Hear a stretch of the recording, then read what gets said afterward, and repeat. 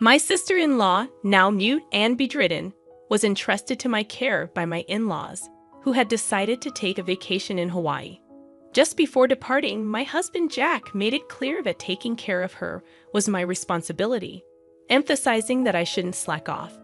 As soon as Jack and his family left for their vacation, my sister-in-law, surprisingly, sat up and suggested that we get going too. My name is Lisa, and at 29, I had abandoned my teenage dream of becoming a pop star, realizing its fleeting nature. I ended up in my late 20s, dating Jack, whom I met through a friend, largely due to my mother's persistent desire to see her grandchild. Jack, despite having once aspired to enter the entertainment industry, now worked at a prestigious trading company in downtown Manhattan. After college, I had worked at a bank until I got married, at which point I quit my job. On a visit to Jack's parents' house, I learned about his younger sister Lucy, who, as a child, had contracted encephalitis from influenza, leaving her mute and bedridden due to brain damage. Lucy's mother had primarily cared for her, but surprisingly, Lucy and I got along well, communicating through sign language. Over time, I naturally picked up sign language, and our bond strengthened. Despite this, my mother-in-law, who was quite different from Lucy, was consistently sarcastic and critical of me. Jack and I lived in a condo about 30 minutes away, yet my mother-in-law would occasionally show up unannounced, nitpicking and issuing traditional instructions like keeping Jack's shoes clean and neatly folding laundry. She referred to Jack as Jackie and insisted on outdated practices, such as not going to bed before him, regardless of how late he got home.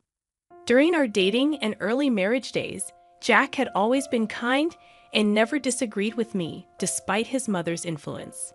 Initially, Jack was incredibly considerate.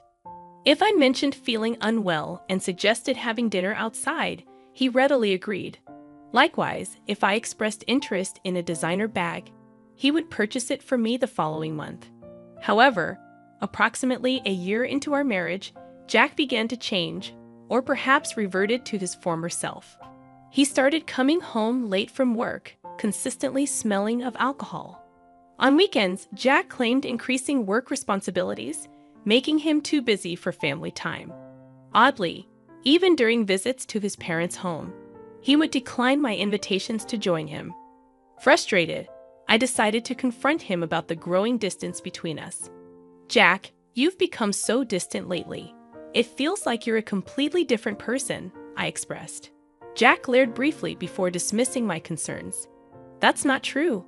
You're overthinking things," he replied.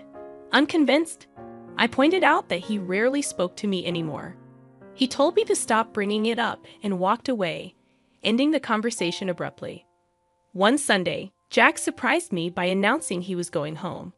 This was a departure from his usual refusal to have me accompany him on such visits. Eagerly, I offered to join him, expressing a desire to see Lucy as well. Jack's reaction was mixed, and he remarked on our seemingly close friendship. Despite his subtle grimace, I drove us to Jack's family home in Nebraska. Along the way, we stopped at a bakery to buy pastries as a gift. Jack's mother, who typically frowned at my presence, lit up upon receiving the pastries. When we arrived, she greeted us with a frown, as if displeased to see me. Undeterred, I handed her the pastries, and her expression changed like a child receiving a cherished toy. Curious about Jack's father, I inquired about him, learning he was out at a meeting. Jack's mother asked if I needed something, to which I replied that I didn't, just having something on my mind. He replied, "I hadn't heard anything about this from Jack. What's going on? Did you have something to tell your father?" I asked. Jack retorted, "It's none of your business." "What do you mean? We're a married couple, aren't we? Can you just stop nagging?" His mother chimed in, "Exactly. If Jack doesn't want to tell you something, you shouldn't be prying." Recognizing the futility of arguing, I chose not to respond. Just then, Jack's sister appeared. "Oh, Jack, you're here," she said. Jack seized the opportunity, saying, "Sis, perfect timing. I have something to discuss." She inquired, "What is it?" Jack proposed, I can take a long vacation next month. I was thinking about a family trip to Hawaii. How about you, sis? She replied, I'll pass. I don't have a passport. I was taken aback. Jack, usually busy with work, was suggesting a trip to Hawaii. Concerned, I asked, Jack, is everything all right with your job? His mother seemed displeased with my involvement and said, You shouldn't meddle with decisions Jack has made. You're really nosy, aren't you? Jack's mother then revealed the real reason for the meeting. I was to take care of Lucy during their vacation. Though momentarily surprised, I realized staying with Lucy was more appealing than going to Hawaii with my mother-in-law. I agreed to take care of Lucy, but I questioned why they had to bring me all the way there for such a discussion. Jack explained he expected resistance and wanted his mother to convince me forcefully if needed. Dumbfounded, I left the room to go to Lucy's room. Lucy was delighted to see me and asked how I'd been. When I explained Jack asked me to come along to their parents' house, Lucy remarked on Jack's change in behavior. Lucy suggested I stay over, and we had a great time chatting. An hour later, Jack came to get me, and we headed home. Lucy gave me a slight wink, hinting at a shocking truth and an even more shocking plan. A month later, on the day of the Hawaii trip, Jack and I went to his parents' house. Despite not going to Hawaii, I brought luggage to stay with Lucy for a week. As departure neared, the family insisted that taking care of Lucy was my job, and my mother-in-law added, Please get along well with Lucy. It's better for you to stay here, isn't it? If anything happens to Lucy, it's all your fault. Unfazed, I returned to Lucy's room. At that moment, Lucy sprang up energetically and called out, Come on, let's get going. This echoed a recent conversation where Lucy revealed she could walk and converse, a secret she had kept since last year. I suppose, why have you been hiding this from the rest of the family? Lucy began sharing an unexpected tale, saying, Actually, my father and mother are both remarried. I'm my dad's child from his previous marriage, and my sister and brother are from my mom's side. Surprised by this revelation, and considering the usual coldness from my mother-in-law towards Lucy, I couldn't help but think, I thought so. Is that so? Lucy confirmed, Yeah, my mom despises me. And I didn't want to talk to her, so I pretended that I couldn't. Curious about her father's knowledge, I asked, And your father? Lucy explained, Dad knows everything. He's always on my side. Understanding the situation, I said, I see. That's why, regarding this trip to Hawaii, I'm thinking we should go too. Perplexed, I asked, what do you mean? Lucy explained, I mean I'm planning to go to Hawaii on the same day with you. We'll even stay at the same resort. Her proposal caught me completely off guard, and I responded, What? I'd be thrilled to go to Hawaii with you, Lucy. But do you even have a passport? Confidently, Lucy revealed, Of course. I secretly got my passport last month. And don't worry about the expenses. My dad is covering our plane tickets and the resort, including yours. Excited about the unexpected turn of events, I said. I see. I'm really looking forward to this. That's how we ended up at the airport, Lucy and I, arriving in Hawaii early in the morning. My father-in-law, who had been supportive, was there to see us off. Expressing gratitude, I said, Thank you, father-in-law. I feel guilty for all the plane tickets and resort fees you've covered. He reassured me, saying, Don't worry about it. As long as you two have fun, I'm happy. After landing, we took a taxi from the airport and checked into the resort hotel. Lucy and I were sharing a room, and as we settled in, I mentioned to Lucy, Your father seems pretty well-traveled. Lucy shared, Yeah, he's been on several international business trips. He's even been to Hawaii a few times. Planning a surprise for Jack and the family, Lucy said, So what's the plan? I'm guessing my mom and everyone will dine at the restaurant here tonight. I'm thinking of surprising them. Excited about the idea, I replied, That sounds like fun. I'm excited. Should we get some rest to recover from jet lag? Lucy agreed. That sounds like a good idea. Unable to sleep on the plane, We took a shower, climbed into bed, and quickly fell asleep. Waking up around late afternoon, Lucy was already awake and starting to wear makeup. Apologizing for sleeping too much, I reassured her, "No, don't worry about it. I just woke up too. We really had a good sleep, didn't we?" Fully recharged and ready for our battle. Around 7 o'clock, I suggested, "I'll go and check the restaurant." As I looked for Jack and his party, I found them dining joyfully from the shadows near the entrance. Venturing deeper into the restaurant, I spotted the back of a young woman I didn't recognize. This puzzled me, as there hadn't been such a woman when they left Jack's parents' house. Straining my ears, I could intermittently hear Jack and my mother-in-law's voices. "I'm glad it's not that woman today. Yeah, I really drew the short straw. She's tainted my family record. If only we had an elegant daughter like her from the start. I want to divorce her and start fresh soon.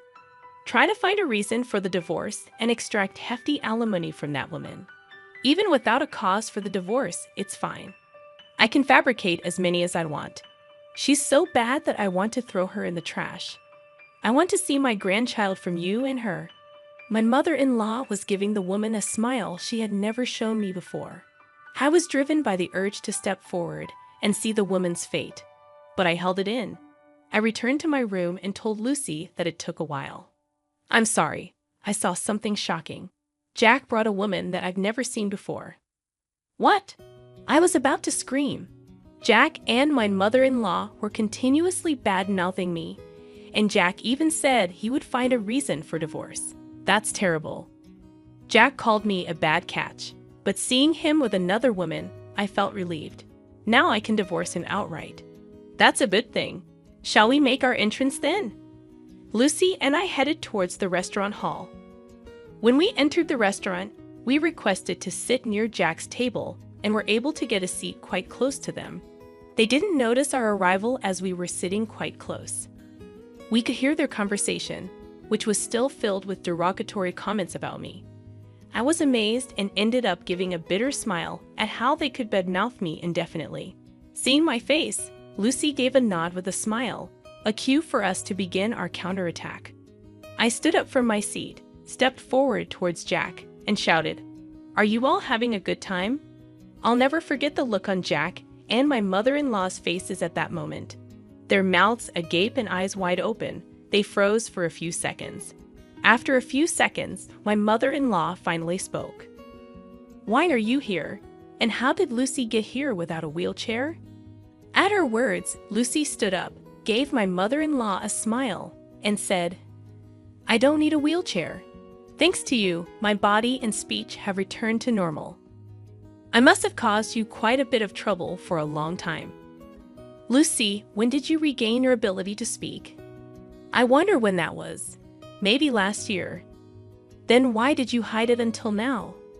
"Because it was better if you guys continued to believe that I couldn't speak. You and Jack were speaking ill of me earlier, weren't you?" My mother-in-law's face turned pale in an instant. "What do you mean?" she asked. "Yeah, we weren't saying anything bad about you, Lisa," Jack retorted. "That won't work. I recorded everything on my phone. Do you want me to play it back right now?" I countered. My mother-in-law fell silent, but Jack stood up. "Lisa, you've been causing me trouble all this time, and now you're making these outrageous claims," he barked. Jack was the one making absurd claims, so I retaliated. "Once I return back home, I'll immediately contact my lawyer to initiate our divorce procedure. You can't deny the fact that you're on a vacation abroad with another woman.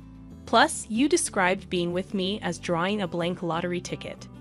So, I expect you to demonstrate sincerity by paying a hefty compensation for that comment," I declared.